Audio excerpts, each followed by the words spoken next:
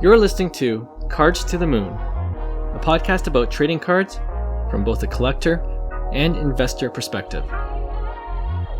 We hope you'll stick around for the ride as we take a deep dive into the state of the hobby, share some hot takes, hopefully some useful advice, and fun stories along the way. Hey guys, welcome back to Cards to the Moon. My name is Clark from 5 Card Guys on Instagram and 5cardguys.com. Co-hosting with me, as usual, is Hyung of Integrity Sports Cards. But John, our third regular co-host, is away again for this episode. But we've been lucky to have a steady stream of guests come on the show recently to sit in with us on the podcast and talk about their hobby journey. And I believe this might be a record for us, but for the third consecutive episode, we have another guest interview coming up shortly. His name is Darrell Chan, a fellow Toronto collector who has a nice collection of high-end baseball cards. He also set up at the Sports Card Expo as a dealer, where we saw him just last week. And Hyung, you ended up making a big trade with him at the show, which we'll talk about later. And if you're a longtime listener, you'll know I occasionally talk about a trade I made, giving up my Shohei Topps Chrome autograph card for the Vladdy first Bowman auto. Well, Darrell is that guy I traded with. So we'll get his side of the story too later on. But first, off the top, Hyung, for baseball card collectors, it's always exciting when the release of 2023 Bowman Baseball comes out, mostly because it's the first chance to hit this year's Bowman Chrome prospect autograph cards. So, 2 questions. Who's the big chase in the 2023 Bowman set? And how many breaks did you get in on already? That's a good question. Surprisingly, 0. Oh wow! Okay. Yeah. I've been really busy, but that's something I'm making sure that I'm gonna make a priority. Right.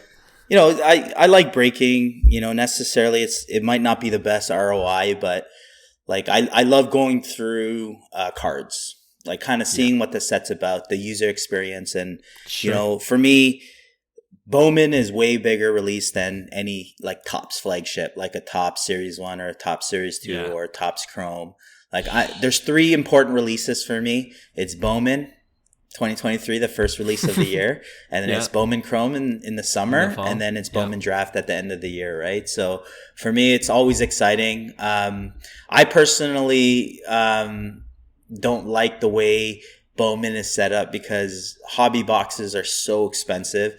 Jumbos are even more expensive, but the reason why is you'll only get 1 auto out of the hobby box and then 3 autos out of a jumbo. So you're literally playing, Russian roulette. Like it's literally like you're going to lose. You're going to get shot.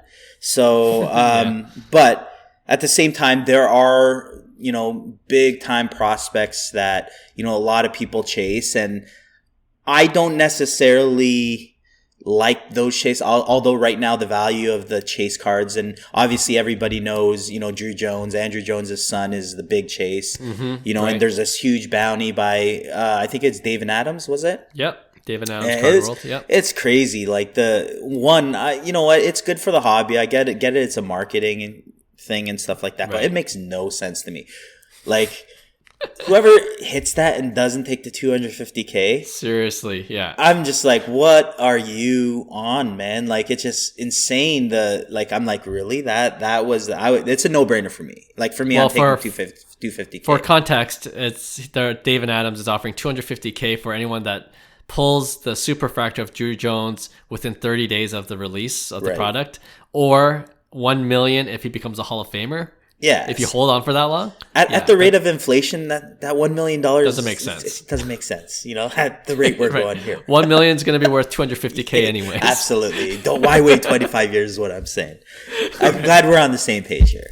But there's some big chases. Druw Jones, obviously one of them, with that huge bounty, so that all obviously helps. You got guys like Cam Collier, huge Reds prospect. A lot of people are chasing him. But the thing to mention on these guys, Druw Jones and Cam Collier, the thing is when Bowman releases, these guys are starting their pro careers, and to me, it's always specifically Druw Jones, he's hitting like a $174 in the Cali League, in a hitters league. Like to me, that makes me scratch my head right away. It's like, whoa, like this is the chase. And, he's in a hitters league, in Visalia in Cali League, with the D-backs. It's like, this guy should be putting up some numbers. And same with, Cam Collier, like he's young, but, he's hitting, the low 200s at the beginning of the season. And these are your kind of like main chases. So personally, I don't like the chases that everybody's going after, really. I think, Druw Jones is way overvalued for what, prices currently are for him, and kind of like with the bounty. But, there's a lot of guys like, Junior Caminero. To me, he's the chase for me. I think this guy's going to be one of the better players in this class. This guy can really hit. He's with Tampa. He is a bigger prospect, so his prices are kind of high right off the get-go, and even in breaks, people are after him. But he's a guy that I see that could be kind of like a Jackson Chourio type player, where he's, 20 years old and he's in Double-A making an impact. So there's not a lot of guys that, are performance based that are kind of like dudes right now. And he's off to a really hot start of the season. And he's known for his bat. So for me, it's like a good marriage where he's not really the chase. You got, Collier and Druw Jones as kind of like the main guys. And then you got guys like Josue De Paula from, the Dodgers, huge prospect on that side, but he's 17 years old, right? So it's like you see a lot of success of these young prospects in the Dominican Summer League, rightfully so, because they just signed for, millions of dollars, and then they get sent to this Dominican Summer League to play against kind of like, every organization has the Dominican Summer League team. They play against each other, and it's comfortable for them. They're young, they're getting their feet wet in professional baseball, and then they have to come over off the island into the US. And this is where, for me, like the red flags occur, because guys like guys that haven't really established themselves here in the US, we're spending thousands and thousands of dollars on the chase, right? And I know the prospecting hype is there, but it's something to kind of like note. It's not like, for me, I rather stay off those young prospects. So if I'm pulling those prospects, I'm selling them. Because I could rebuy into when it dies down, because we know all the hype is centered around it. But then there's guys like Spencer Jones. He's another chase on the New York Yankees. Being a Yankee, he's huge, and he's 6'6", 6'7", big lefty stick that has a plus bat, plus power potential. Kind of reminds me of actually a guy by the name of James Wood, who I believe was involved in that Soto trade. He was with San Diego, but he's like a 6'7", huge prospect, and these guys could really, hit at the end of the day. So I really like guys like Spencer Jones, where he has the upside of the Yankees. He has a plus, tool in the bat and the power. Plus, he's performing. Most important. Like, those are the three kind of like, the marriages that you want in prospecting, especially on release, right? It kind of like reminds me of, Druw Jones hitting a $174, like Khalil Watson. He was a huge chase in 2021 Bowman draft. I remember. And, obviously he got in trouble a bit with kind of like off the field stuff, his antics and stuff. And he had a really bad year, and like prices were just ridiculous. People chasing him on the Miami Marlins, and then tanked, right? So you have to be realistic with that this could actually happen to these young prospects, and it's inevitable. Majority of them will. And then some prospects that are not necessarily, the dudes that are the big chases in Bowman Chrome, they end up having a great season, and then they make themselves, in the top, 100 prospect list, right? But for me, it's all about the top 100 prospect list. I think that's a good gauge of where they are.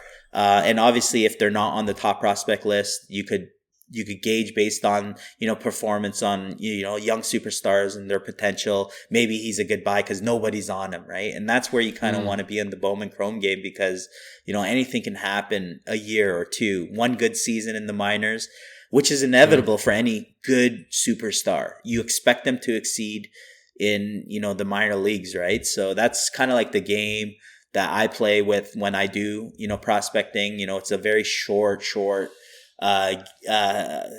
game, not long term. Yeah. You'll definitely hold bags. But yeah, overall, I'm excited just because it's released. I'm not excited about the price, to be honest. I think that's something that, super, super expensive, like ridiculously expensive. Because you're paying like, at least Canadian prices, it's like $400 an auto for one auto. For a hobby box, yeah. For a hobby box, right? So, but there's a lot of chases out there. There's a lot of good prospects in. I think Topps has been doing a good job with stuff like that. So, I'm a fan regardless. I think the designs are a little outdated, I would say, but I feel like they kind of have the vibe from that 2014, 2015 era, kind of brought it back. But overall, I don't mind the design. I'm not thrilled, but I will say true colors look amazing still, like oranges and golds. I seen a gold Druw Jones. It's beautiful. It's artwork for me, Well, always appreciate the insight, of course. It's always great to have someone like Hyung on this show to just kind of break it down for us. And if you guys haven't seen the price, I think jumbo boxes are going for about $700-800 US. So that's almost $1,000 here. That's crazy. Yeah. For 3 autos, right? 3 autos. That's way too high in terms of taking your chances, in my opinion. So it's like, gamble. I do got to say one more thing. I can't leave out my boy, Eddie Julian.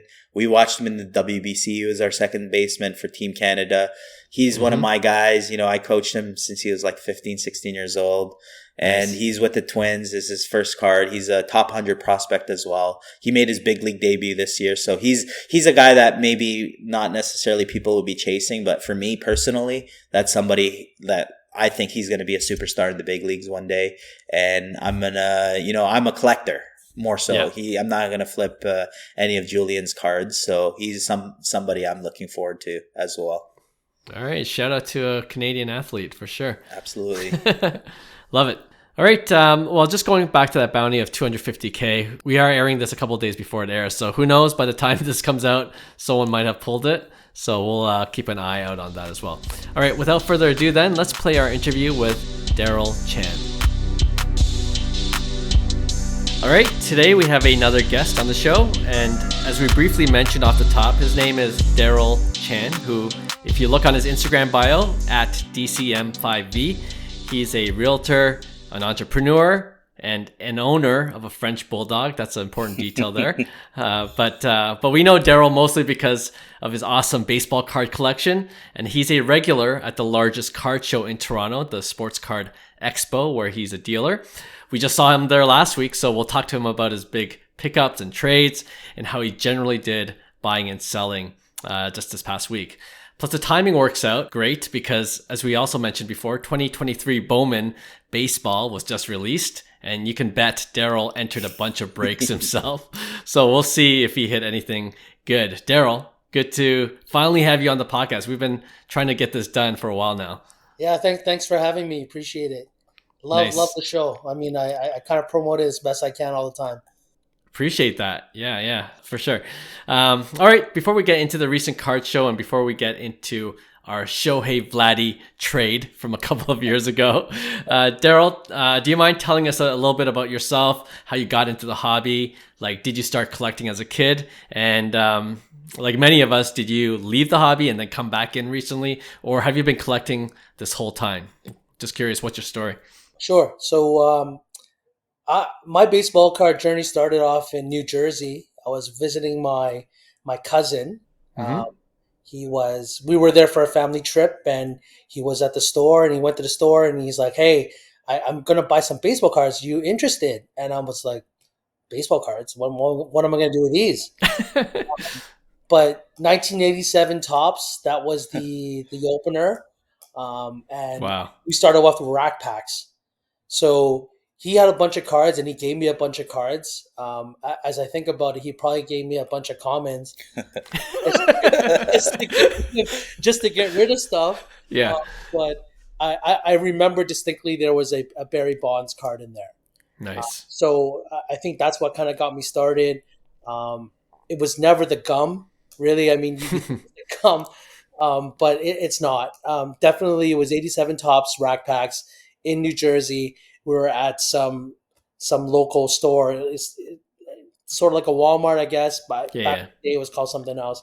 And then I started collecting, and then how old were you around that time? Would you say? I'm 10. Okay. Yeah, so just getting the hobby a little bit, and then when I got back to Toronto, I wanted to open more stuff. It was also 87 Tops, 88 Tops. My buddy Carlos, who used to own Sluggers, Sluggers 55, right. Of the store, it was by my school. So Nice. at lunchtime, a bunch of us would just kind of go off property and then walk to Sluggers and go buy some cards. Come back and take a look at stuff, trade amongst ourselves, and but just buying different stuff. Even wrestling cards, I remember we were buying. Oh, really? Right. Yeah. Okay. So I guess the big chase at that time when I got to it was grade 8 is like Upper Deck, 89 Upper Deck, and big face Ken Griffey Jr. Yeah. That was the chase. Yeah. So we were sitting there trying to save up allowance to get enough to buy a pack, and hopefully hit it. Yeah. So, yeah, that was the time, and then obviously got into the junk era for a little bit. Went to university, got out of it, got back in the LeBron year, where I actually worked at a card store part time. No way.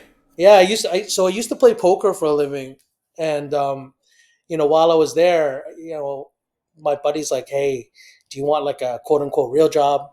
So, yeah, sure.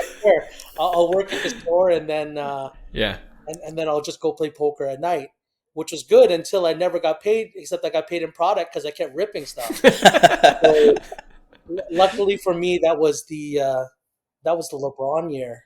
So 03. Yeah, I would say just coincidentally, just a lot of things kind of worked itself out. I was cracking a lot of 2003, 2004. It was actually Bowman rookies and stars. Mm-hmm. Right. Kind of moved on the way up to SP Game Used, SP Authentic with the Jordan box. Damn. But we used to watch a lot of customers come in and just crack open a bunch of stuff, and the stuff they didn't want, they just left it, so we get to keep it. And crazy. So that was kind of interesting. Yeah, cool. Yeah, well, timing's everything, eh? So you've been in for a while then. So you haven't left since 03 when you got back into it? 03, I left after I left working at that store.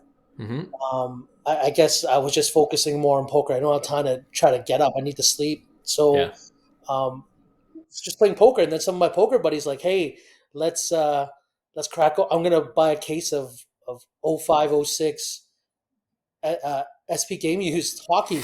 So we're in the Crosby Ovechkin year. Nice. So again, coincidentally, this is some kind of stuff we got into, and then we're just cracking cases just for fun, and then, quit again. Got back into it in 11 when it was Trout. Quit again, coincidence. And then this guy comes back in at the right year. Yeah. Like, that's amazing. It's coincidence, right? And then after that, like I got into real estate, and then like I just kind of took some time off, and then back in the game in 15 when McDavid was out. Yeah, just did that, and then since 15, I've been pretty consistent all the way through till now. Yeah, cool. Yeah, I didn't know you were like in and out for that long, but that's pretty cool. Yeah, sometimes it's just timing. I mean, I think there's going to be a lot of people coming in for Bedard, so same sort of thing. Sure. I think a lot of people are going to be quote unquote quitting after Bedard year too. Yeah, I'm sure that's the case. Well, I first met you a couple of years ago at the Sports Card Expo, and that's when I traded my Topps Chrome Shohei Ohtani base auto, Min Gem, for your Vladimir Guerrero Jr. first Bowman Chrome autograph card, True Gem.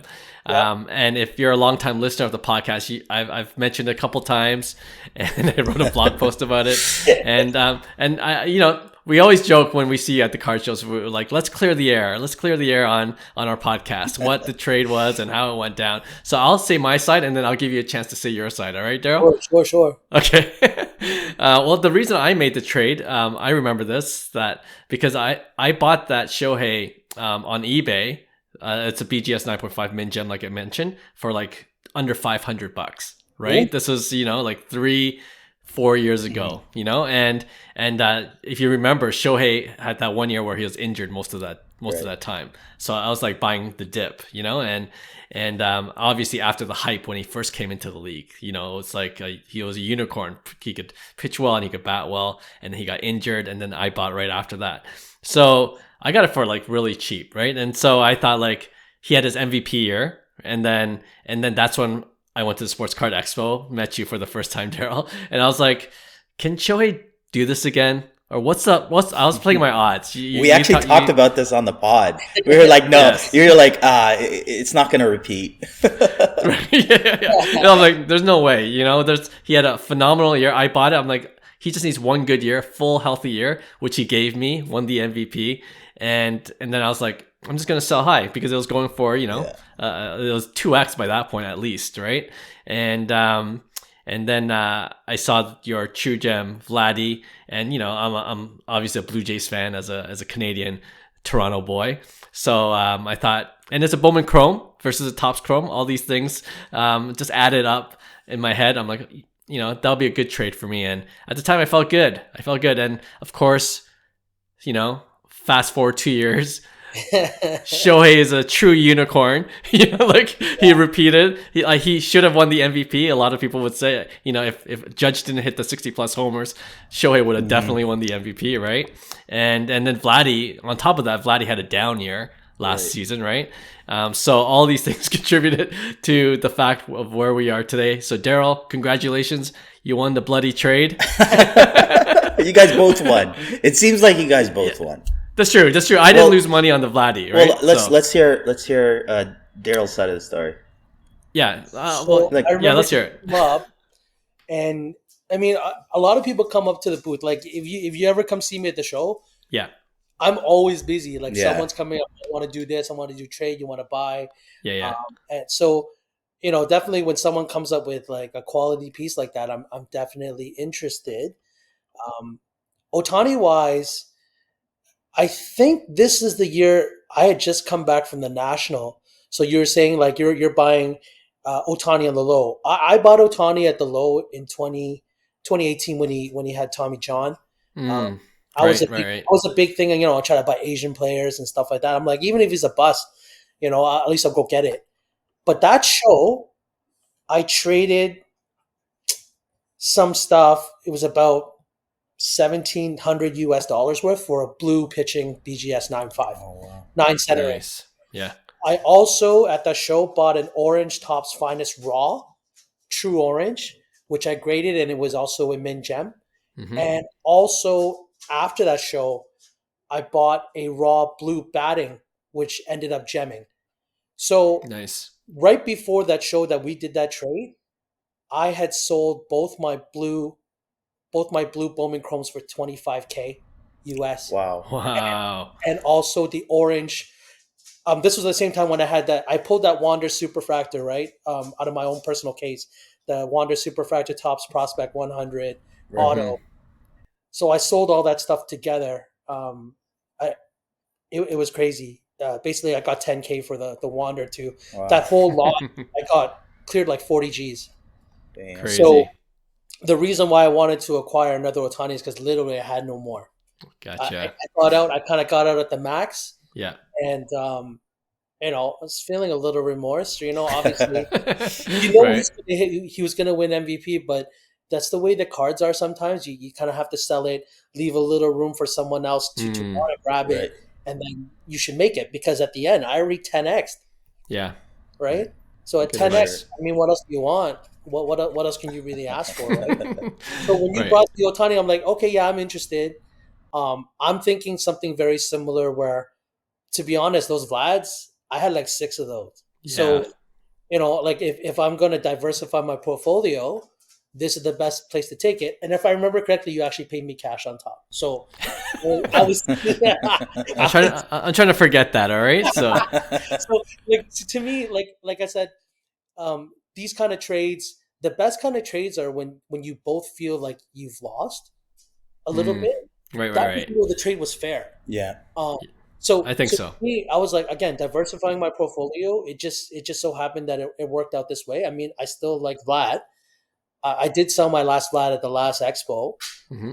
because like the price is so volatile. I mean, like literally, it was the last show I sold one for 3,500, and this one I sold for 15. Right, so um, Mm. being in Toronto too, like you take those advantages when you sell local players. Right? So I would say buying something outside of the local is good, Yeah, right? yeah, yeah. Yeah, Okay. Yeah, that makes total sense, and I'm glad we got the fuller picture of that trade. Because I was going to ask you, like, were you really that confident in Shohei, or did you have a lot of Vladdy? And you kind of answered that question, yeah. right? I mean, like for So, me, it's like diversifying your portfolio. You don't want to have all your eggs in one basket. right. So to me, like you were saying that you bought that Shohei for like $500. Yeah, I paid 250 for that Vlad, so I don't feel so bad at all. yeah, The cards are all revealed. Well, I'm just saying, like, No, that's good. You guys both won for sure. right. yeah, Yeah. And yeah, that's the way you have to think about it, because if the other person on the other side of the trade is like, well, I made and they feel happy about it, but they know that they paid less for it, so they're into the card for less. So Right. for them, it's Mm. worth it, right? It's the same thing with the deal I did with Hyung, right? Like with Machado's, right? Yeah. We yeah, just we yeah. just did that deal just this past expo. Yeah, Yeah. which is great, Nice. because I tell you, those Machado's were helping me close other deals too. Awesome. See, that's what I Mm. love to hear, is just like, something that, like, for me, you guys know my story, and DC used this against me because he listens to the podcast, so he knows how much I bought for those. So he got a great deal on them. Reminded me, I know the whole story, where Yeah. you got them from, Yeah. like how Yeah. you traded them. And I'm like, not that I use that against you, so to speak. No, But no. Yeah, I get it's, it. yeah, I know for you, it's like you're not into it for as much. So, Right. and he would offset like the cash cost. It makes sense, right? Yeah, yeah. No, it was great. I was happy with the deal, and Yeah. you did well with the Machados. Like, you got rid of them, and got your money in that way. So I was overall Yeah. happy. Yeah, and it was good because it's something like when you're dealing with people that you already know, it's just like so much easier. It's like, what, this guy's. Every time I see Darrell at a card show, this guy's hustling. Like, this guy is the Yeah. art of hustling. Like, you need to, film like the behind the scenes, because he probably talks to about, 50 people a day, per day at a card show, just making deals. So yeah, like, for me, in my perspective, it was the same thing. It's like, I'm a big believer in Vlad, and, I've seen Vlad's market so ridiculously high at one point, and Vlad was the chase, for all of us at one point. Right. So to me, it's gone as low as it's going. And, I had some slabs that, had profit in it. So I don't mind dumping it into something that, is long term for me anyways, right? It's like, I'm building my collection, I'm building my portfolio. And, I told Darrell this too, right? It's like, these slabs really don't mean, much to me. I just want to take my profit and, put it into something like, it was a Vlad Blue, 2016 Bowman Chrome, PSA 9 Sweet. auto. Awesome card. Yeah. Just beautiful card. And the last show I did a blue Acuna, I did really well with. So, I said, why not? Sure. Yeah. Well, we know now if we want to make a deal with Darrell for the future, we got to talk about things off the air, right? Yeah. You got to You know bring up what? the secret case. Yeah. No, I'm okay with it. Like I said, if I'm both just kidding. parties win, it's all Yeah. good. And that's the beauty of the community too, right? So Yeah, no, it's all good. Yeah. I'm only kidding, obviously. And even when I talk about this trade, like it's like it's almost half joking that I'm upset because like I'm still up on that Yeah. trade, obviously, Right. and For it's, sure. it's we both won, right? Yeah. It's just different degrees, but yeah, no, it's all good. The next question I had, we said on the podcast before that when we talk about the local shows here in Canada, they're primarily hockey cards. Like, you walk around, 90% of the booths are hockey cards. And that's why Hyung and I always like to stop by your booth, Darrell, at where you set up with Dolly's, because of your baseball card collection. So I'm curious, how have you acquired most of your high-end baseball cards? Because it's pretty amazing. So I used to crack a lot. Like, I'll be honest, man. I got a problem, right? Like, literally, I had so many cases. I mean, Yeah. like, you don't see it in this photo, but like before, like I have a room. It's just basic. It's a bedroom that is Yeah. basically shelves and shelves of like wax and stuff like Mm. that. And basically, what I used to do was I would buy, 2 cases of every Bowman product. I crack one and I leave one sealed.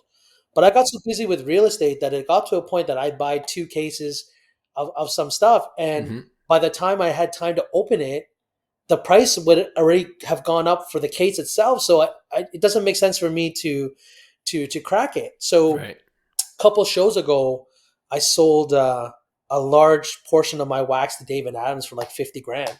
So Mm. you Wow. know, like, so I mean, I made money from that for Yeah. sure because Bowman was crazy, way cheaper before. Like in Sure. 2017, that's when I met Will. Mhm. Um, I was cracking jumbo cases of 2017 Bowman for $1,800. Wow, Wow. Had Great. had that's crazy. Yeah. and like some of the stuff we pulled out of there was crazy. I had one case I pulled 3 Acuñas, a refractor, a base, and a gold shimmer. Jeez. The refractor and the shimmer both pristine BGS 10s, Oh, and jeez. and the base was just a base 9.5. But the funny thing is, I didn't even care about Acuna back then because he wasn't even the chase. Yeah. The Right. chase was Kevin Maitan, and if you ask me about Kevin Maitan, bro, I got Yeah. I got 2 black labels, an orange shimmer and a gold like 9.5, like No way. just sitting there on my shelf. I almost want to just put it in my showcase sometimes just to show it off. But it's like, Yeah. So you still have it? of course I still have those. Who am I Amazing. gonna sell those to? Amazing. He might make it. He's only Yeah. like 23 now, I think. Yeah. But Sure. Sure.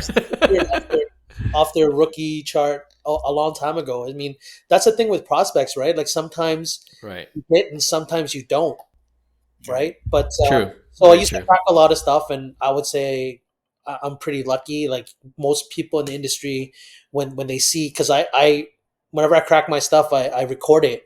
Hmm. So people see the stuff I crack, they're like, holy cow, right? Like pretty lucky. Even my own personal cases, like there's an ongoing joke that basically I crack way too slow. Like a breaker will crack a case like an hour. I will crack like half the case in like 2 hours. Let me tell you, my gem rate is very high because I'm very careful with the cards. We need more breakers like DCA. Yeah. Well, I don't know what the attention span would be for most of these guys. They would just stick to the recap, I think. But Yeah. That's cool. That works.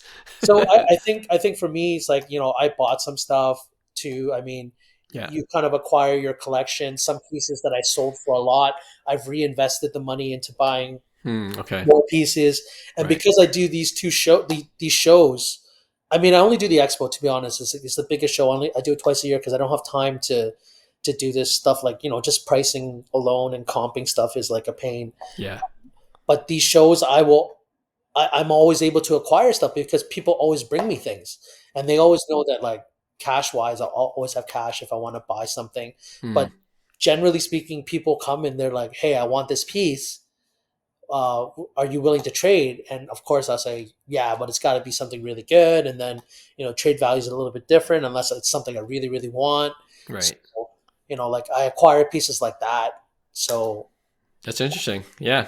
I'm always curious. Like your booth is always like your display cases. Like I always see something that I want when I go see Darrell's cards. So you don't have to wait for the booth. Just message me and say, "Hey, DC, I want this," and I'm like, "Okay." okay, nice. Now that I know that, yeah, sweet. Yeah. Well, I was going to ask you about because I really just see you in person at these shows, like you Yeah. just mentioned. Are there cards you always look to pick up or trade for while you're a dealer there, or do you just like know it when you see it?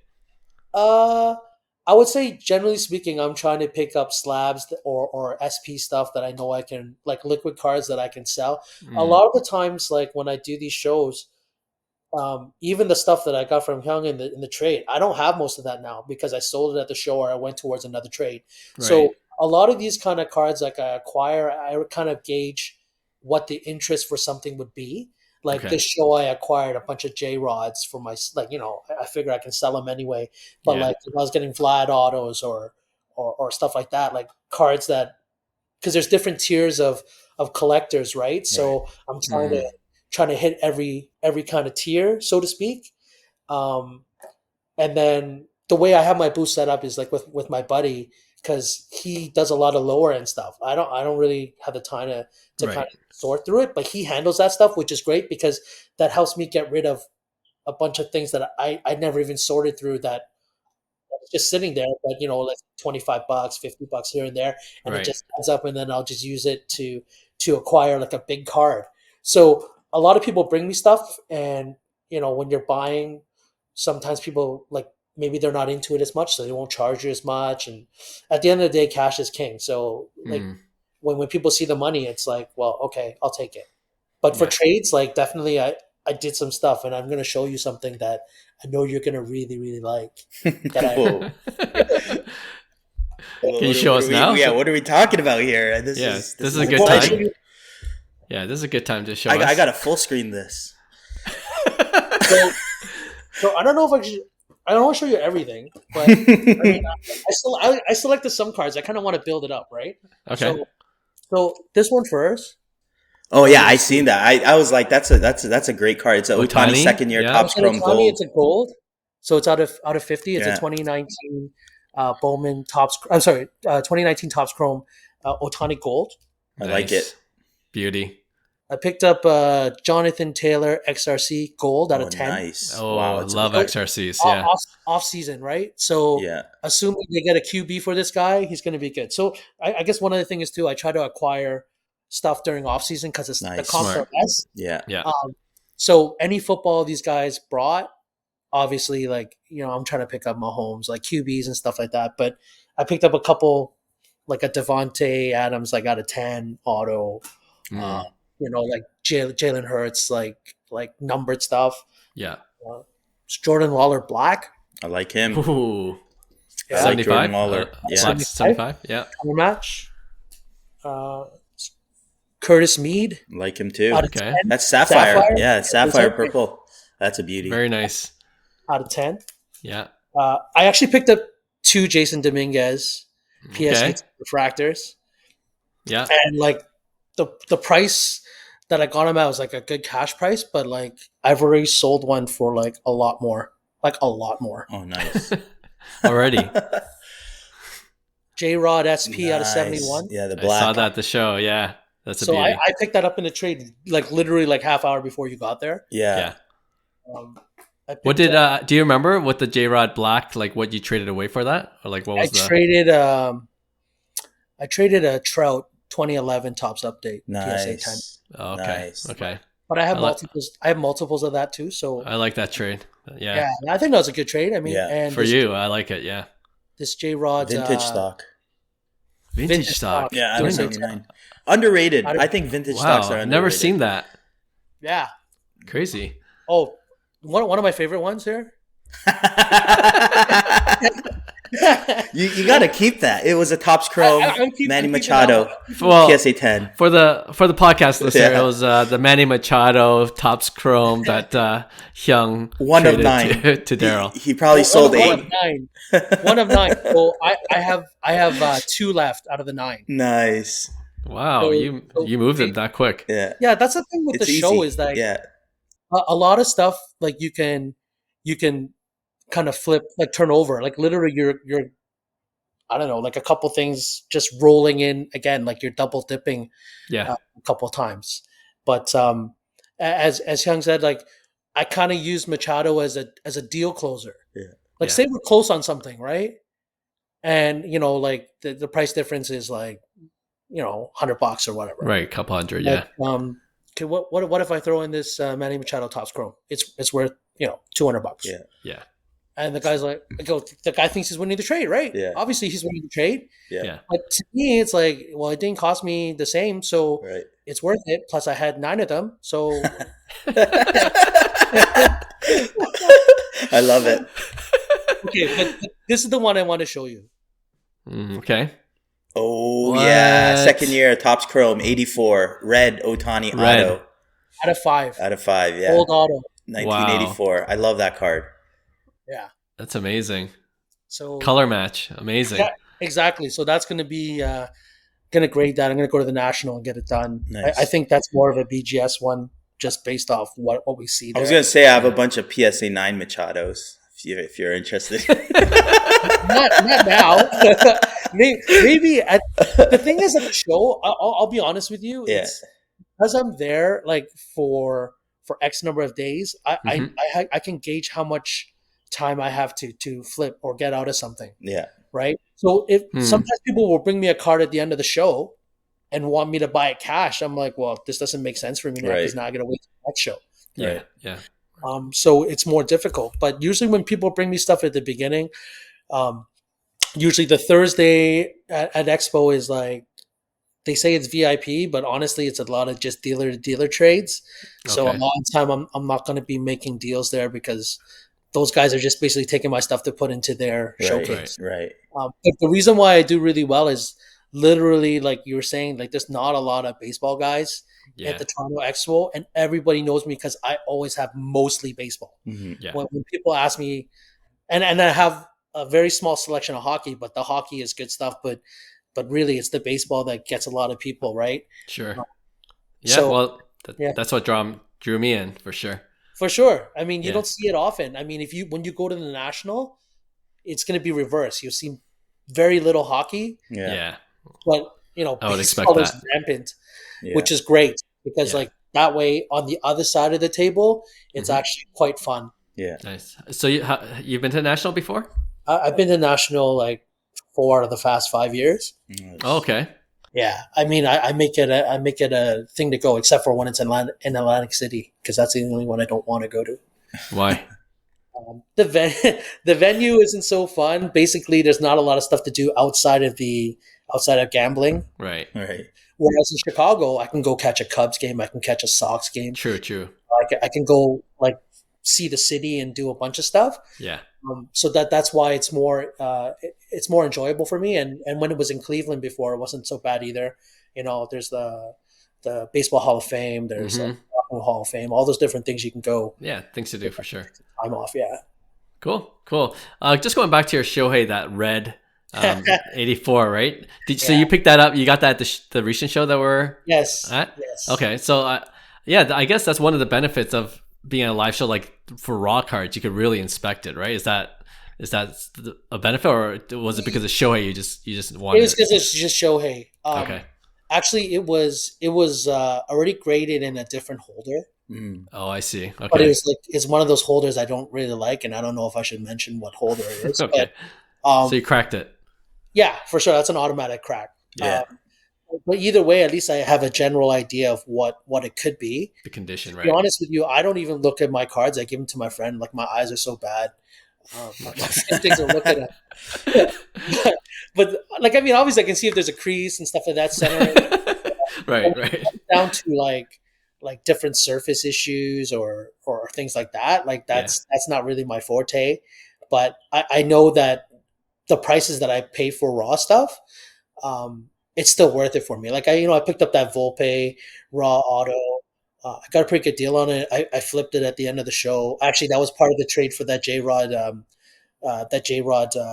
retro stock. I mean, oh, okay, vintage stock, yeah. Yeah, so like, cool. Things like that. When you have pieces like that, and then people don't question me really, right? Because even Cito came last year and he bought that SP J-Rod from me, which I had acquired literally like half hour before he came there. And, obviously people ask, like, they see all the slab cards and then they see the raw card, like, what's wrong with this card? And I go, I literally just got it. If I don't, right. If I don't sell it at the show or trade it at the show, then I'm just going to grade it. And he graded out of 10. So, wow. like, I think it's really, really important to be honest in this business. There's a lot of shady characters out there that'll say, like, sell you like a raw card knowing that there's something wrong with it. If someone asks me and I saw it, I'll tell them. Yeah. I see that's wrong with it, but that's also why it's priced that way. Yeah. Excellent point. That's why we love dealers like Darrell. Just the honest type. Well, I appreciate that show and tell segment. That was pretty cool. We'll try to get some of those clips on our social media after this podcast episode comes out. Lastly, before we get into some rapid fire, and I don't know, Hyung, you could come in at any point with any of your questions. But we were talking off air about the release of the 2023 Bowman Baseball this week, and you mentioned you were in a bunch of breaks last night. So did you get any hits? What was your strategy when entering the breaks? Do you like to go random or PYT? Want to hear all about that. So yesterday, the breaks I got into were pick your team. Okay. So I had focused on a couple because I'm looking for a couple of players from specific teams. So obviously, it depends on what the price of the team break is. Right. So sometimes you have to like kind of look at different sites to see, because some people have the wrong price, or like the price is like price low. Okay. Yeah. So for instance, this one particular site, I was always looking to buy Cincinnati because I want Cam Collier. Yeah. Yep. So that was the big chase for me. Philadelphia for Justin Crawford. Mm-hmm. So, I mean, those were the two key teams, and they were in the price range I liked. But then, as I was perusing the teams, there were a couple breaks that I saw the Marlins for $50. Okay. So the Marlins for $50, I thought was a steal, considering other spots had it for like double the price. Interesting. There's only one. I think it's Jacob Berry, like something Berry. But I mean, I scooped up as many at the Marlins teams as I could. At the end, I was only able to scoop up one, because these were like half case breaks. So what I like to do is, I don't like buying just a half case. I got to buy the whole case, because the last thing you want to do is buy the half that sucks, right? And then the other yeah. So, I make it a point that if both sides are available, I'm going to go try to grab it. So I didn't hit any Collier, but I hit Almonte. I hit a color. I hit a solid blue, and nice. I hit a refractor of him in my couple case breaks. And then from Philadelphia, I didn't hit Crawford. I hit a gold paper Crawford. Nice. But I hit Hao-Ju Lee, I think it is. He's a Korean player. Korean guy, yeah. Okay. He's going to be good. I hit a speckle out of him, and yeah, I mean, I think those were my big hits. Cool. Those, yeah. See, I think I think I knew why I got along with Darrell all the time. We're cut from the same cloth. Just, right. Bowman comes. It is the best release. I love Bowman, so I'm all about the breaks. I love prospecting. I love the anticipation, the hype. And it kind of sucks that Bowman is so tough to pull like good autos at the end of the day, because in hobby boxes you're getting one auto, and prices are astronomical actually. Off release, it's crazy. Yeah, especially Bowman. But like I said, I love breaking, so that's why I think we get along. Really well, because that's something that I was watching actually one of your breaks when you had Seattle earlier this afternoon. That was kind of crappy. I was hoping you pull a Montez or something, or even a Gabriel Gonzalez or something pretty nice. Yeah, I mean that's the problem with those kind of breaks too, is because he's talking about like velocities breaks, and like getting a full case in Canada now, just allocation wise, is very difficult. Even right. Even like my go to when I go to Dolly's to go get, like, he didn't have any jumbo cases. A lot of time I just go to the US and I kind of grab them, but the price was so astronomical that I can't even warrant it anymore. Yeah. A lot of the times now it's like, and people will get used to this as they continue collecting, that it's better off that you just buy the card you want instead, because 100%. Exactly. It's literally a gamble. Like, I get it. Like, if you want to try to hit like a color, or like, right. super fractor. Okay. Yeah. It's gambling for me. Like, definitely it's the high of, for sure. Yeah. But the fact of the matter is, not everyone can hit monsters. It's not possible. Yeah. Breakers always look like they hit monsters because they crack so much product. Right. But yeah, I mean, I would just rather just buy the card. I think at certain times it's just that right at release is going to be the highest. Yeah. So I don't think it's the time to buy it. And then the logistic of whether or not someone has left you a not so gradable card, right, always comes into play too. So that's the only real advantage, I think, of opening the stuff yourself, is that unless you buy from someone directly right after they crack out of the case. Yeah. No, for sure. I agree with all your points 100%. You asked me before, like, do I get into 2023 Bowman? I'm not a big paper guy, and you guys both talked about the odds of getting a really good Chrome. Obviously, it's a gamble, and you're just entering breaks for the gambling aspect of it, hoping to hit one, right? And for me, I'm more like I'd rather buy the single at a premium if I really like the guy. Yeah. But where's the story? There's no story. That's the justification you need. Darrell, that's why I have Hyung on the podcast. He's the guy that does it. He lets me he'll lose bring the money. Stories.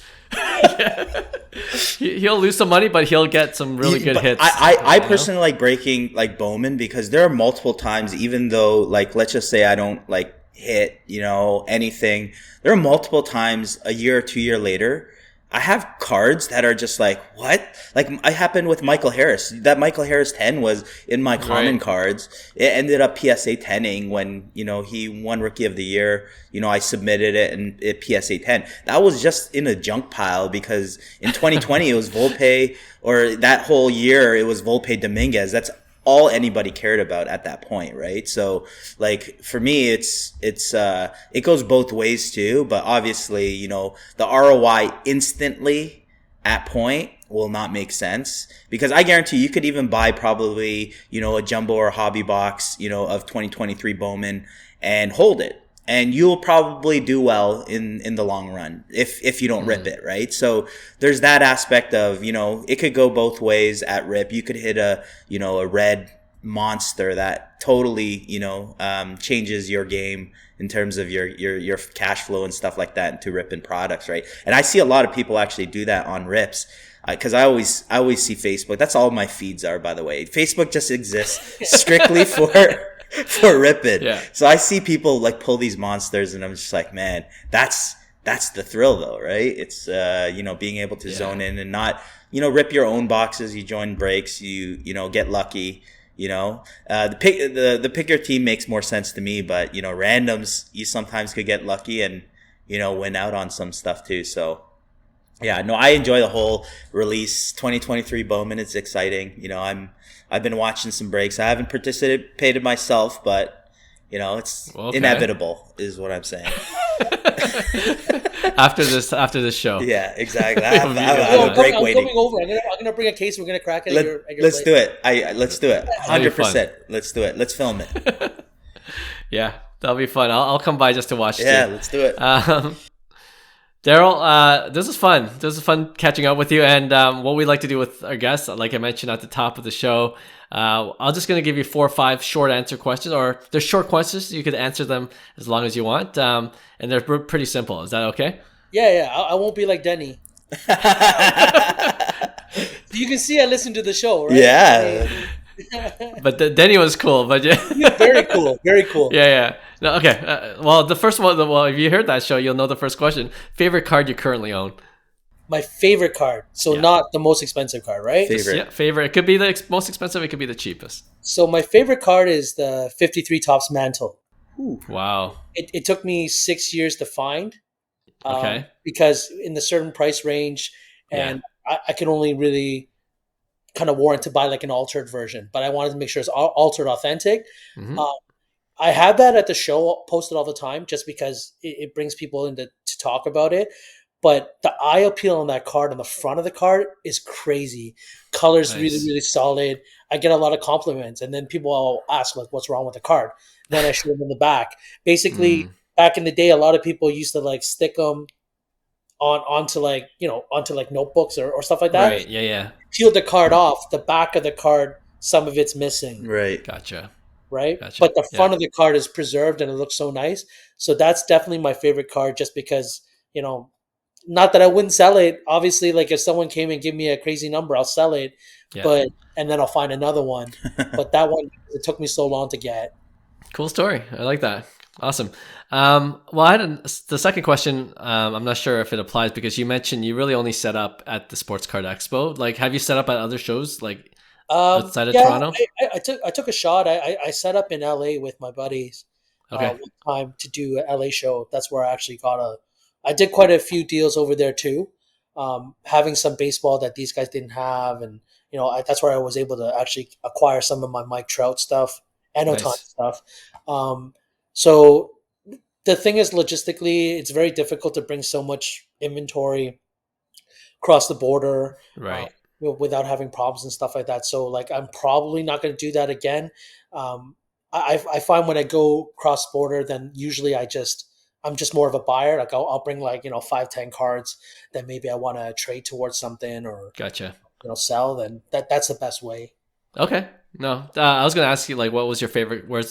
Which card show do you like setting up at? But I know it's limited, so that's It's the expo, I'd say. I mean, honestly, because we have such a great location, like Dolly's is always set up and has a massive booth. Yeah, they do.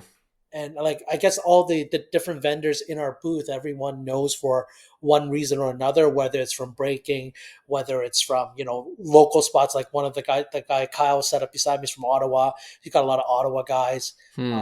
So and then you got Quinn and Rob Wilson. Like Quinn is like all like super super high end. Like you think my stuff is high end, it's not even close to what this guy has. He'll have like Right. he have a 51 mantle, like a PSA 4 or something like that. Crazy. Like Yeah, I think I saw Gretzky PSA 10, like stuff like this. right. Yeah. Yeah, ultra high end. Yeah, cool. But I think it's a good mix for us. Yeah, yeah. And you guys are like right in the center, so that's awesome location. Yeah. All right, this is kind of 3A, 3B. First, your best card flip. What would you say your best card flip was? Well, the Ohtani one's up there for sure. You got to use that one. just to Oh, tell you- that's just digging in that knife right there. no. I sold that card this show. Did you? Wow. I did. Oh, wow. Okay. And I was just really, really adamant about the price. Like, so since I got that card from you, Yeah. I've always put it in the showcase. Mm-hmm. I've always put it up a little bit higher than what the comps are. People will always come by and say, "Hey, I'm interested in buying this card.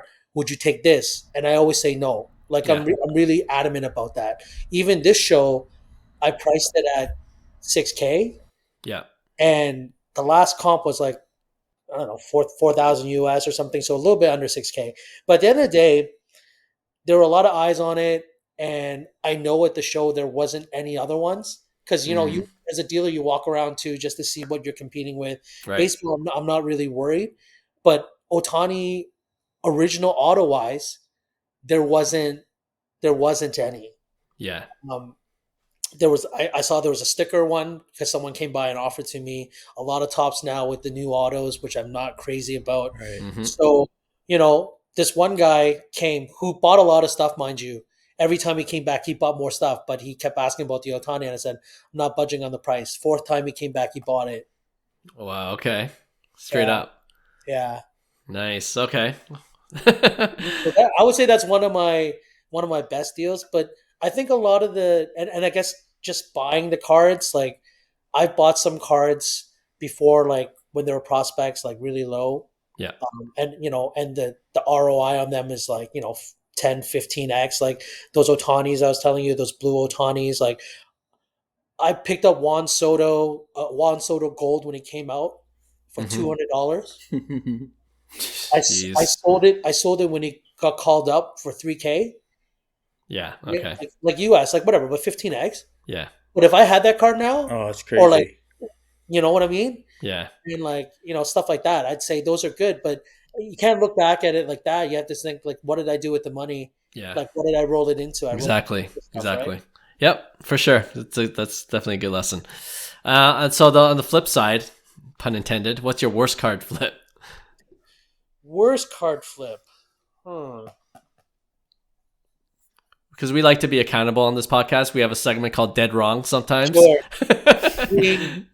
We can't bat 1,000 all the time. No, definitely not batting 1,000. Yeah, I wish you asked me this question before. I could have prepared. I'm just thinking. If it comes to you, we could come back to it. You know I what? I wouldn't say it's bad. I mean, obviously you make bad decisions. Like I buy some prospects that don't pan out. Like, like Francisco Mejia. Right. for Okay. instance. Yeah. Like, and then when I buy it, I'll buy like an orange auto. Yeah. It's like, what's that worth now? Yeah. Right. Something like that. So the risk of prospecting, it's always there. Yeah, but I mean, like if you set certain rules, you don't run into these kind of issues. Like I set rules for myself. Like I don't buy pitchers. Right. Yep. Right. Stuff like this, or like, I think for me, it's like, this is what I do in anything I do. It's like I set up certain parameters so I don't get caught holding the bag with a lot of different things. Right. Yeah. I mean, obviously, sometimes you can max out on when you can sell something, but if you get greedy and you can't sell it, like for instance, I had an orange Bellinger. I don't know if I told you a story, but during COVID, I had purchased like 9 loose boxes of 2015 Bowman Chrome at an expo. Okay. I sold most of those boxes. I had 3 boxes left sitting on my shelf, literally, and I was bored. It was like 2 in the morning. I was in my condo, and I was like, you know what? Forget it. I'm gonna crack these open. Okay. First box, I got nothing. Second box, I got nothing, and now I'm like pissed, right? But I recorded that. I recorded all this. I'm like, Right. you know what? I have to follow my rule that I can't leave like a box unopened if I'm gonna. Right. Yeah. The third box, the last auto is a second last pack. And I'm talking about, I'm like, oh, wouldn't it be awesome if I got like a red Glaber, like when Glaber was still hot, Yeah. or like a red Bellinger.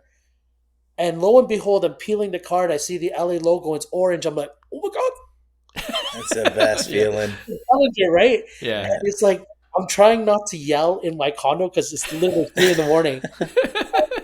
I pull this card and then I'm like shaking. I put in the top loader. Everything's good. In the morning, I get like a ton of DMs. Long story short, basically, if you follow Bellinger, he's like 1 year on, 1 year off, 1 year on, 1 year off. This is like the year right after he had won, Rookie of the Year, MVP, World Series MVP, and I was like, I need to grade this first, but because of COVID, all these different things kind of happen. So I held the card for a little bit. I was hoping I'd get like 25K, pipe dreams, whatever. Yeah. Held it. Then he had an off year. I'm like, oh my god, now I have to wait another year. Right. And then wait till I guess LA made it. They always make it to the playoffs, but it's just like hopefully they're going to win the World Series. I sold it at, I think it was the Expo that we did our deal. Okay. But a guy came and he's like, I priced it at like 15K. Obviously I would take less. Like that's just a showpiece. Yeah. Guy's like, how much for the Bellinger? And I'm like, I don't know. What do you got in your pocket? What do you want to offer me? He's like, I got at least 10K in this pocket and I'll give you whatever's in the other pocket. And I'm like, okay, show me the money. Show me the money. Throws a brick on the table, and then he opens his other hand. He's got $600. I go, done. 10,600 for this Bellinger. Take it. So happy now because sure. What you're doing now, right? Yeah. So I would say like sometimes it's just like I didn't maximize on certain cards. Yeah. That's probably my some of my flaws, and honestly, because I'm so busy with real estate, I don't keep up exactly when people are like at their peak. So sometimes it works out and sometimes it doesn't. Like it worked out with Ohtani just because, if I was really, really on it and he came back from Tommy John surgery and it's like, hey, maybe I should sell it now after a couple wins, right? Get money out. But literally, so busy with real estate that the last time I took it out, he started going on this crazy tear, and I'm like, okay, I'm just going to sell it at the at the National. Yeah, I like that Bellinger story though. I love how that's Darrell's worst card flip story. Basically, you lose like 10K. Yeah. right. Yeah, it's perspective, I suppose. Yeah. No, it's all good. All right, last question, and this will be it. Because we always end off our short answer questions with the Canadian-centric question. Okay. And you're a fellow Canadian, so it's not as fun when we ask our American friends. But which Toronto player do you like collecting the most? Could be any sport. Could be any sport. Yep. Got to be Vince Carter. Nice. VC is like a common answer. Yeah, right? for sure. Yeah. I mean, like I've had Raptors season since '98, so I've been through the crap and I've been through the good stuff. Even though we were upset when he left, under what circumstances, you can't deny him as an amazing player. Agreed. Ridiculous athletic specimen. The guy could dunk like nobody's business. The guy like improved his 3-point shooting just to become a player. Like, Yes, sir. Yep. amazing. Good answer. Good answer. Well, Darrell, this is kind of like the Denny interview. Like the hour kind of goes by super quick when you're having a fun time chatting. So we got to have you back on, and you're in the city, so let's meet up soon, and for sure, I don't think we were joking when you said when you offered to come by Hyung's studio place and rip. Absolutely, so I'm excited about that. I have some cases, honestly. Like, Let's do it. I go to Nelson's house to Rick because I have no room here. I don't have. Come by, bring Nelson. We got to shout out Nelson again because we always do on the podcast. Velocity Sports. We need him Cards. on the pod too. Yeah, we'll get him on the pod. Let's do it. Yeah, I told him, I go, guys, I'm gonna be on the pod. Make sure I'm gonna shout you guys out too. But there you go.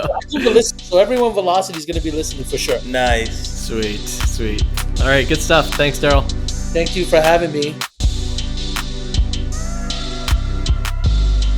All right, that was another great interview with Darrell. Like we said, we need to have him back on the show. And since he is from Toronto, we'll try to do a live thing, or at least an in-person thing, breaking a product. It'll be fun to have him around because he seems to have a lot of luck breaking big cards. So I need some of his luck for sure. So we'll definitely keep in touch with Darrell and let you guys know when we have that new segment with him. All right, let's end off the show with our regular weekly segment we call Pick One. If you're new to the show, this is when we'll put up a couple of cards or a couple of sets, and we debate which one we would rather invest in. All right, so Hyung, do you want to start things off? Sure. I'm going to go with two guys that kind of don't get hobby love, and I want to bring them up because I think potentially people should start considering. And I know part of the reason is a lot of these guys coming up, these up and coming, they have so many rookie cards. So that obviously determines the factor of kind of like pricing and, how prices are. But I feel like they're both kind of like underrated, under the radar. They're in that lull period that we always talk about here on the show with, John, after they become kind of like a star, a semi-star, it's like nobody has love for them anymore and until they reach the Hall of Fame, right? So I'm going to go basically Yordan Alvarez of the Houston Astros versus Pete Alonso.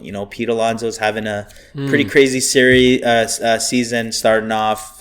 He's hitting some home runs. He's driving runners in.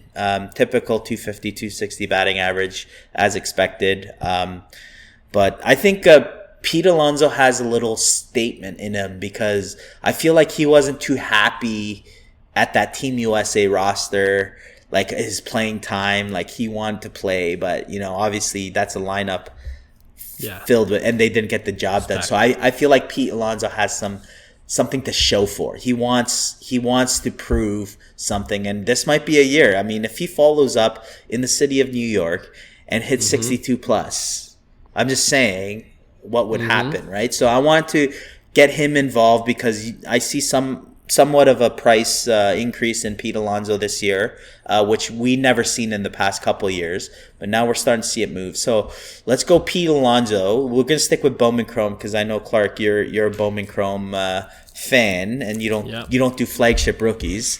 So let's go PSA 10s for both Bowman Chrome base autos. Okay. So on one side, I think with Alonso, you have a pop of 339 PSA 10 auto, and last sold in between $450 to $550. So very reasonable compared to prices we're paying for base autos of Jason Dominguez and stuff like that, right? So Yordan Alvarez on the flip side, a lower pop count at 216, right? And the last sold between 600 and 700. So Yordan is currently outselling our boy Polar Bear Pete. What are we at? What if you're to invest in one player between the two, are you picking Alonso?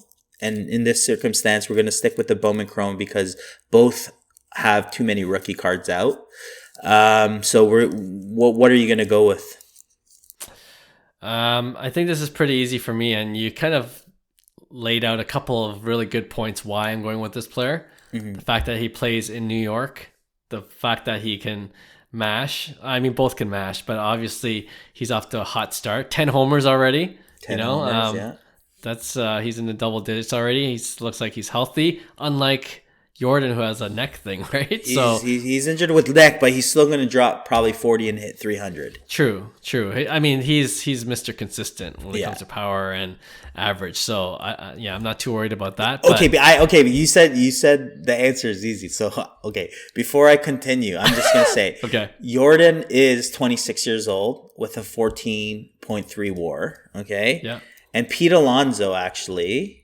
Is, I believe, here, let me sorry, I'm looking this up because I'm trying to change your mind because I already know your answer. So he's at the same amount of WAR. He's 14.7, so just under Yordan. Yeah. And he's entering his 28th, 29th year. So he's a little behind in terms of production if you're looking at it that lens. I see what you're trying to do, but it's not working. It's not going to work. I already know your answer, but what are you going to say? Polar Bear Pete, man. Why? Because he plays for New York. I like that he plays for a large market team. Houston. There's a stigma against Houston by some collectors, right? Town, though. They don't care about that, these collectors don't care about it being your second hometown. Or they win though. They're a winner. Win. They're a city of winners. That's why it's easier to hate them if you're not rooting for Houston. You know what I mean? Yeah. If you're not part of H-Town, it's easier to root against them. It's like, absolutely. Damn, they're winning. Yeah. You know what I mean? Like people like underdogs, and like the price point's better. I feel like. In all honesty, both these guys don't get the love that they deserve. And if anything, the $600 to $700 for Yordan, I could see that coming down even a little bit more. Fair enough. Closer to Pete's pricing right now, with around $450, $500. So I feel like Pete Alonso is kind of there right now. And although I don't expect his prices to jump, I think it has more opportunity to go up from where that price is now. So that's kind of. I'm seeing the market value of both cards, and Pete's doing well. All these other secondary reasons too. So I'm gonna go with Pete Alonso. And when you said if you had said he was like 32, I'm like, okay, maybe I think. But he's 28, 29. I'm like, okay, that's not only a couple years. I tried swaying you, No, because Pete Alonso for me, I want to prove a point with this. Sure. Pete Alonso is my pick too, but my whole point is if you're looking for a short-term flip, Pete Alonso would be a great candidate in my opinion, because if he does hit 60 plus home runs, man, that is potential. That's what you're looking for right there, and his prices are that perfect marriage.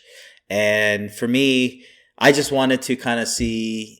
I kind of knew your answer, to be honest, but it's more to prove a point. Yeah, I would go Pete Alonso on this one as well. Yep, nice. You know what? I'm almost tempted to go on eBay after the show and scoop up a Pete Alonso at those prices. So we'll see. Maybe we'll have an update at the next for the next podcast episode if that happens. All right. Okay. So this next one, I'm kind of trying to make a point as well, but I'm going to mix it up. I gave you a couple of choices earlier before the show, but I'm going to swap one of them. Okay. So the one that I'm keeping is the Druw Jones. We're talking about 2023 Bowman. So there are some Druw Jones first Bowman Chrome already out. There's a refractor number to $499, and it recently sold raw for about $11.50. Wow. Right? What? $11.50? Raw. $150 or $11.50 did you say? $1,150. Right? So you already know my answer. Okay. That's why I initially had Bo Bichette, but I'm going to swap that out, and I feel like I still know your answer. Corbin Carroll, let's say another fellow Arizona Diamondback, okay? Oh, okay. Corbin Carroll.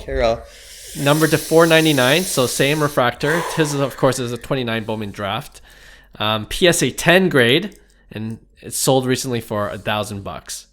A PSA 10 in what? Sorry, say that again. Numbered to $499, same refractor, numbered to $499. It sold for that much, Corbin Carroll. Corbin Carroll, yeah.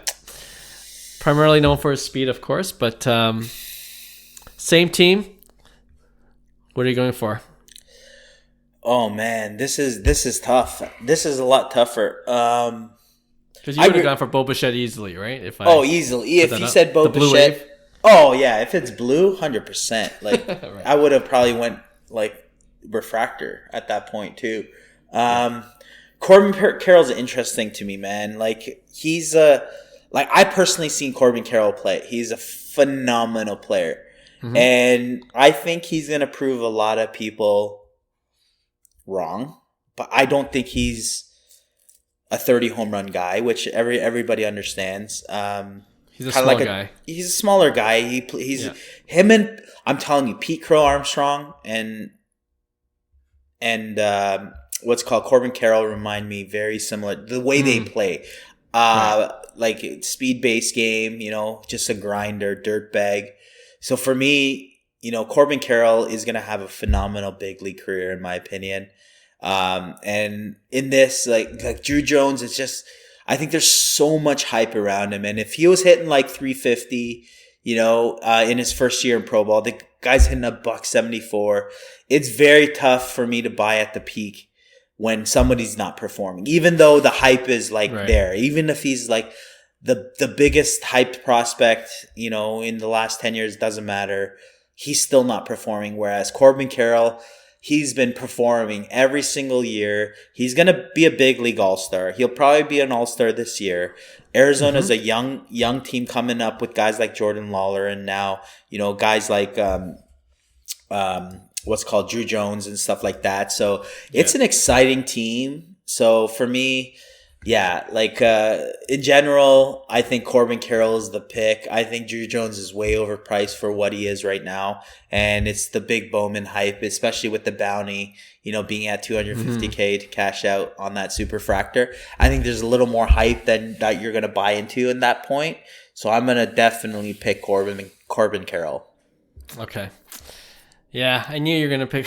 Well, I didn't know. I knew it was gonna be harder than if I put up Bo Bichette. Yeah, so. Bo Bichette, especially if it's a color. I'm a big Bo fan, so I would have picked Bo regardless.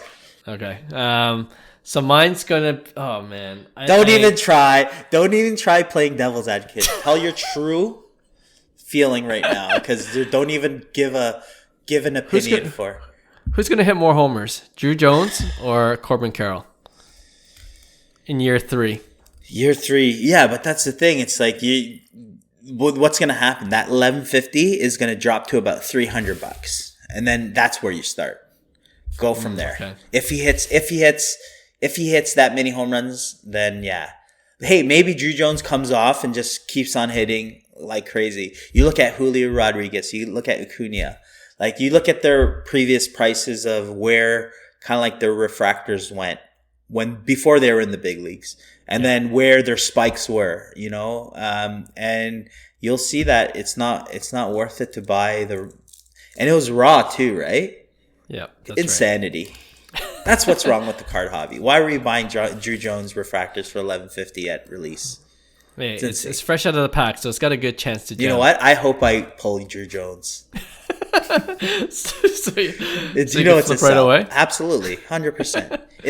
I don't think it's a hold at all. Like there's so much hype, and I'm not saying like Druw Jones isn't talented. By no means. That's not the whole point, right? It's just price basis. We're talking price basis. For sure. Release 2023 Bowman is the big thing. He's batting a $174. Come on, guys. Fine, Corbin Carroll, PSA 10. You got it. I mean, like, Corbin Carroll could steal 50, 60 bases too, right? But, right. Yeah. So that's another thing going for him, and it is a PSA 10 already. But yeah, wanted to make the point that right now, current prices of 2023 Bowman hits are incredible. Really, truly incredible. But it's crazy. We talked about this whole episode of how not it's worth it, but like I'm just waiting for me to join a break still. That's crazy. Yeah, this is the hobby, and you can't do anything about it. This is why we love it. Gotta love it. All right, that's a great way to end the show. Gotta love the hobby, and we love all of our listeners and subscribers too. We always appreciate you guys. If you haven't already, we really appreciate if you give us 5 stars wherever you listen to your podcast, and we'll have a brand new episode next week for you. See you then. Bye. Hey, thanks for listening to Cards to the Moon. We'd really appreciate you subscribing to our podcast, wherever you listen to your podcasts. And you can also connect with each of us on Instagram at 5cardguys, or you can follow Hyung at Integrity Sports Cards, or John at TradeU@Recess. You can also check us out at 5cardguys.com. Thanks again, and hope to connect soon.